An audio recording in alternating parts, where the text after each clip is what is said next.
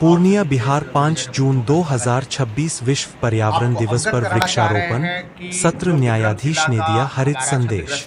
नमस्कार, आप देख रहे हैं यूपी आज तक न्यूज। मैं हूं मोशूने इरफान कामिल।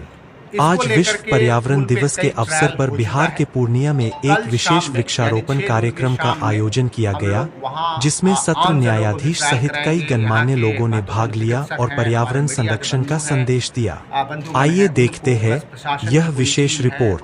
पूर्णिया 5 जून 2026 विश्व पर्यावरण दिवस के अवसर पर जिले में व्यापक स्तर पर वृक्षारोपण कार्यक्रम आयोजित किया गया।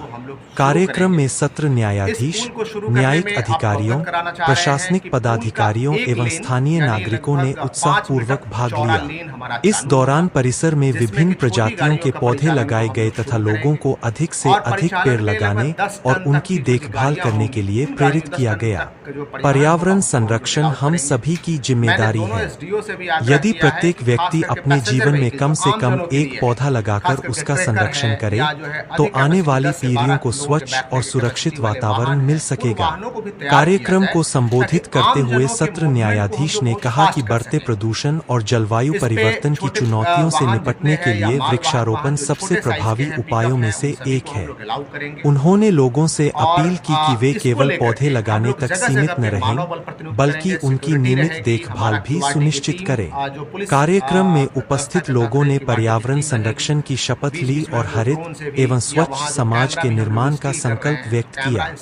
विश्व पर्यावरण दिवस के अवसर पर पूर्णिया में आयोजित इस वृक्षारोपण कार्यक्रम के माध्यम से लोगों को पर्यावरण संरक्षण का महत्वपूर्ण संदेश दिया गया। अधिकारियों का कहना है कि प्रकृति को बचाने के लिए जनभागीदारी सबसे आवश्यक है। कैमरामैन के साथ मैं मोशूने इरफान कामिल, यूपी आज तक न्यूज, पूर्णिया, बिहार। फिलहाल इस खबर में इतना ही। ऐसी ही ताज़ा और विश्वसनीय खबरों के लिए जुड़े रहिए यूपी आज तक न्यूज के साथ। धन्यवाद। क्योंकि किसी का फेस डायरेक्टली करके नहीं पेश कर रहे हैं, तो उसके संबंध में हम कहना चाहेंगे कि दोनों एसडीओ को प्राधिकृत किया गया है और हमने राशि भी अलॉट कर दिया है कि प्रत्येक नाविक को जो अपनी वहन क्षमता के हिसाब से परिवहन करते हैं, लोगों को लाने ले जाने का काम कर रहे हैं और वाहन को, छोटे वाहन को भी लाने ले जाने का काम कर रहे हैं, वो वाउचर अपने हमारे एसडीओ के पास या एसडीओ ने जिसको भी मजिस्ट्रेट के रूप में रखा है वहाँ घाट पे, उस मजिस्ट्रेट को सुपुर्द कर दें, उसकी रिसीविंग ले ले। हम लोग सेम डे पेमेंट करेंगे। यदि शाम के 6 बजे तक जितनी रिसीविंग आएगी, प्रयास करेंगे रात को 8 बजे तक हम चेक के माध्यम से कर दें।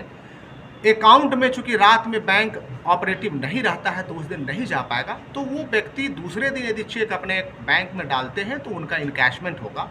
हमने कई नाविकों से, मैंने और मेरी टीम ने यह भी बात किया कि आप यदि अकाउंट नंबर हमें देते हैं तो एक पेई आईडी बनता है, बना देंगे तो आपको जैसे पैसा आप यहाँ से पुश करेंगे तो आपको तुरंत मिल जाएगा। लेकिन कई लोगों ने नहीं दिया, फिर भी हम चेक के माध्यम से दे रहे हैं।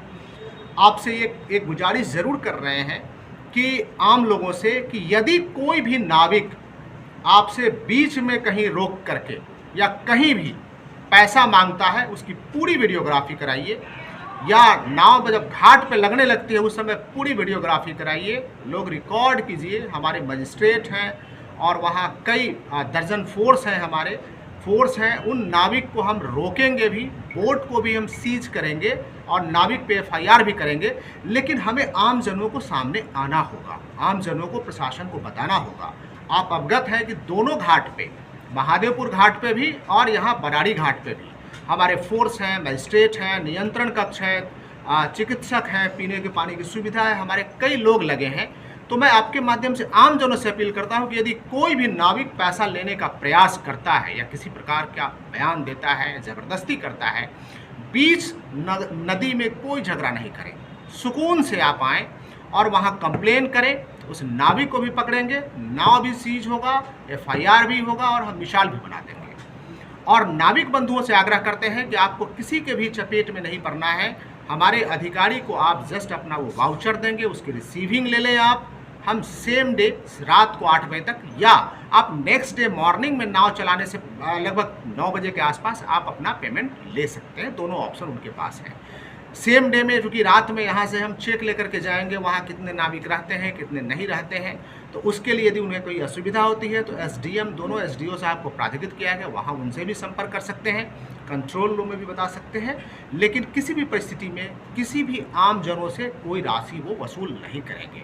और मैं मीडिया बंधुओं से भी अपील करता हूं कि स्पेसिफिक यदि कहीं आता है कोई सूचना तो उस नाव का फोटो जरूर हमारे पास हो, कि भाई चूंकि हर नाव पे नाव संचालनकर्ता का नाम, उसका मोबाइल नंबर, संचालन क्षमता क्या है और उसका रजिस्ट्रेशन क्या है, चारों चीज़ें लिखी हुई है। हमारे फोटोग्राफ में वो चीज़ें आंकड़ा आ जाएगी तो हम आदमी को ढूंढ के निकाल लेंगे और ऐसे बदमाशी करने वाले लोगों के खिलाफ सख्त से सख्त कार्रवाई करेंगे। लोगों को स्पष्ट किया, उसके आलोक में मैं बताना चाहता हूँ कि बेली ब्रिज जो हो रहा है, बन रहा है, जो तैयार भी हो गया है, उसमें 3 पार्ट रहेगा, जिसमें से वाहनों को वन वे में हमें पास कराना है। एक पार्ट ऐसा है, जैसे जिला पदाधिकारी महोदय ने बताया, कि जिसके नीचे जो ब्रिज का हिस्सा टूटा हुआ है। 2 ऐसा हिस्सा है कि जो जिसके नीचे ऑलरेडी जो है ब्रिज है, और एक और है जहाँ पे ऑलरेडी कोई शायद डिफेक्ट है, तो उस पर भी वो बेली ब्रिज टाइप का बनाया गया है। तो ऐसे सभी जगह हम लोग दोनों जो भी बेली ब्रिज का दोनों हिस्सा है, दोनों साइड में हमारा एट ए टाइम जो है मिनिमम 2/4 रहेगी, और ज़रूरत पड़ेगी जो ट्रैफिक लाइट है उसकी भी हम लोग वहाँ पर जो एंड में जो यूज़ होता है उसका भी व्यवस्था करेंगे, जो ग्रीन और रेड का सिग्नल रहता है। और साथ में जो हमारा चारों जगह है, तो 24/7 में मिनिमम अभी हम लोग 3 शिफ्ट में लगाएंगे, 8-8 घंटे का। एक बार ट्रायल करेंगे 1-2 दिन में, अगर लगेगा कि हमें और वो बढ़ाना है तो हम 4 शिफ्ट में इसको 6-6 घंटे का करके और इसको हम लोग स्मूथ करेंगे। और शुरुआत में हम लोग 2-4 घंटों के लिए ट्रायल भी करेंगे कि हमारा कितने टाइम में गाड़ी पास हो रही है, कितना कहाँ पर बल लग रहा है, पीछे कितनी ज़रूरत है, तो उसके अनुसार जो है हम लोग और ज़रूरत पड़ेगी तो और बढ़ाएंगे। तो कुल मिला जुला के जैसे अभी तक भागलपुर पुलिस प्रशासन पूरी तरीके से चुस्त दुरुस्त और मुस्तैद है। आम जनता के लिए दिन रात हम लोग जो है लगे हुए हैं। जिस दिन घटना भी हुई उस दिन भी हमारी जो चुस्ती दुरुस्ती थी उसकी वजह से कोई जो है आदमी का, किसी गाड़ी का, किसी प्रॉपर्टी का कोई लॉस नहीं हुआ। तो इसी तरीके से हम लोग आगे भी प्रतिबद्ध हैं, कटिबद्ध हैं कि जो भी आम जनता है यहाँ पे उनकी सहूलियत के लिए हम लोगों को जो बेस्ट रिसोर्स अवेलेबल कराना होगा हम लोग कराएंगे, किसी को कोई दिक्कत नहीं होगी। और साथ में एक ही अपील रहेगी, जैसा जिला पदाधिकारी महोदय ने कहा, सब लोग धैर्य रखें। और जब ये ब्रिज बन गया है, थोड़ा वन वे कुछ मीटर की दूरी पर रहेगा, तो उतनी दूरी है और वहाँ हो सकता है 5-10 मिनट अगर वेट करना पड़े तो उसको इंतज़ार करें। और पुलिस और प्रशासन वहाँ पर 24 घंटे आपके लिए खड़ा रहेगा। कोई अगर इशू होता है तो उसको भी आप लोग बताएं। और क्यू सिस्टम को जो है मेंटेन रखें। क्यू सिस्टम के